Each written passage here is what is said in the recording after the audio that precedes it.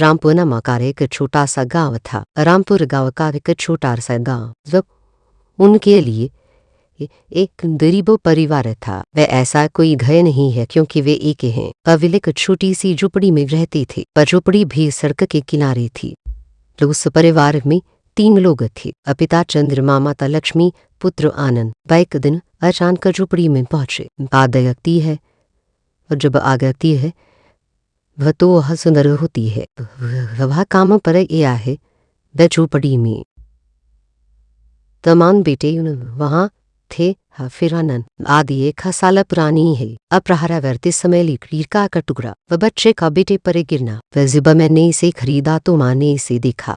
वह जल्दी से बच्चे के पास दौड़ा। लकड़ी का एक टुकड़ा अपनी आप ही गिरता है, तो अगर आप इसे पहनेंगे तो आपके चेहरे पर चोट लग जाएगी। पर कुछ साल बाद माँ के चेहरे पर अतला स्कूल के लिए आनंद की तरह है। वे आनंद को दिमेर स्कूल भेजते थे पिताजी छोड़ने के लिए। वह माँ मुझे ले जा रही थी। माँ अपने चेहरे पर दाग के कारण वह बोला नहीं।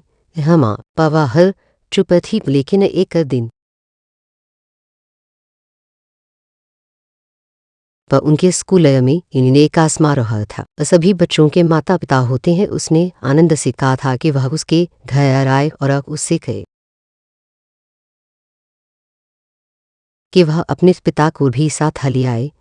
उसके पिता ने उसकी माँ से कहा, नहमादे बैठते हैं, तुम आप सरा कर बैठ जाओ। आनंद को मंच पर गाना था, लेकिन अपनी माँ का चेहरा देखकर वह बहुत क्रोधित हुआ। पर गाना खत्म करने के बाद आनंद अपनी माँ के पास आया। जब भी उसकी माँ आने वाली थी वह अपने बिल में बैठे लोगों से बात कर रही थी। उसके बिल में बैठे लोगों ने आनंद की माँ से पूछा। उसकी माँ ने कहा, आज कुछ साल पहले की बात है जब हमारे घर में आग लग गई थी।